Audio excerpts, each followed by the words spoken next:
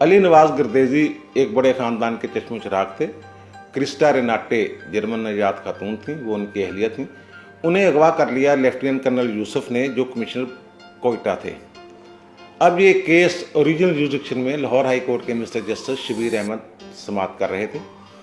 दौरान समाअत अदालत के इल्म में आया कि उस वक्त के चीफ मार्शल एडमिनिस्ट्रेटर मगरबी पाकिस्तान जनरल बख्तियार राना, जो लेफ्टिनेंट कर्नल यूसुफ के दोस्त हैं, खातून को अगवा करने के बाद उनके घर में भी रखा गया था।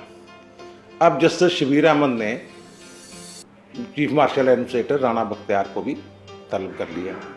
राना बख्तियार जो थे वो वाहद लेफ्टिनेंट जनरल थे उस वक्त, जो पाकिस्तान में मौजूद थे। दूसरे लेफ्टिनेंट जनरल जो थे वो जनरल अल्ताफ़ थे, वो सेंटो में डेपुटेशन पर खिदमत अंजाम दे रहे थे।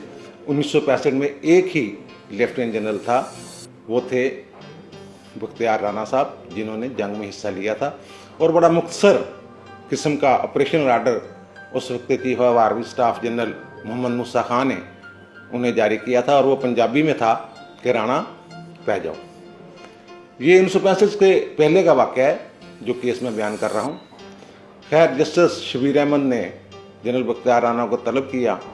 एक दो दिन बाद कोई तकरीब थी गवर्नर हाउस में, वहाँ उस वक्त के चीफ जस्टिस M.R. कियानी जो हैं वो उस तकरीब में शामिल थे। वहाँ अटार्नी जनरल पाकिस्तान ने सदर पाकिस्तान अयूब खान का डिस्प्लेयर का एक मैसेज उन्हें दिया कि उन्हें खुशी नहीं हुई इस बात पे कि आपने एक लेफ्टिनेंट जनरल को, जो चीफ मार्शल एडमिनिस्ट्रेटर भी हैं, आपके एक जज ने उनको तलब किया।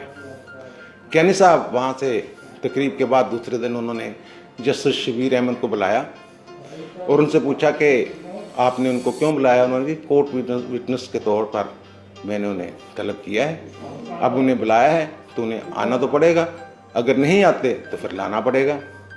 तो जस्टिस कियानी ने उन्हें कहा, जस्टिस शबीर से, कि यार वो ताकतवर लोग हैं, अगर नहीं आते तो फिर हम क्या करेंगे। तो जस्टिस शबीर ने उन्हें कहा, अपने चीफ जस्टिस को, कि अगर हम उन्हें नहीं बुला सकते तो फिर हमारा इन ओहदों पे बैठने का कोई फ़ायदा नहीं है, मैं तो रिज़ाइन कर जाऊंगा। तो इस पर जस्टिस M.R. कियानी जो हैं उन्होंने ऐवान सदर से रब्ता किया और उन्हें ये बताया कि ये जितने भी हाई कोर्ट के जजेज़ हैं उन तमाम के इस्तीफ़े जो हैं वो मेरी टेबल पर पड़े हैं।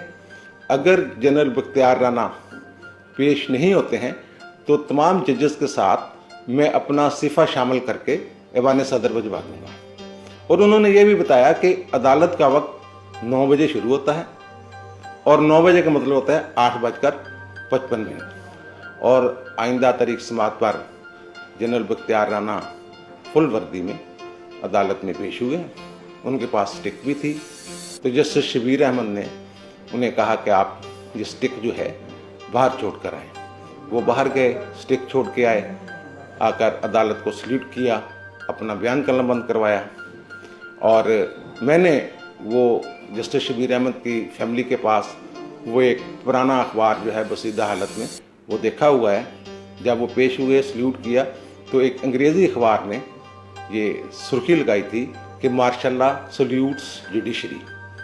ये जनरल बख्तियार राना का जो केस है ये अपने तौर पे भी एक बहुत दिलचस्प केस है। इंशाअल्लाह आइंदा एक किस्त में इसके बारे में भी नाज़रीन को, आप लोगों को आगाह करूँगा।